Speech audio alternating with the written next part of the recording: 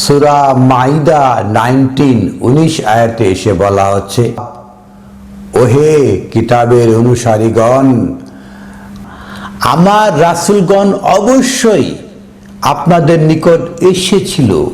রাসূলগণ এসেছিলেন ইউবাইয়িনু লাকুম, যারা বর্ণনা করেছেন আলা ফাতরাতে মিনার রাসূল, রাসূলদের বিরতির মাঝখানে, মানে দুই রাসূল মাঝখানে বিরতির রাসূল, তারাও এসে বর্ণনা করেছে আনতাকুলু, যেন আপনারা বলতে না পারেন মা জাআনা মিন বাশিরিন, যে আমাদের কাছে কোনো সুসংবাদদাতা আসে নাই, অলা নাজি, না সতর্ককারী এসেছে।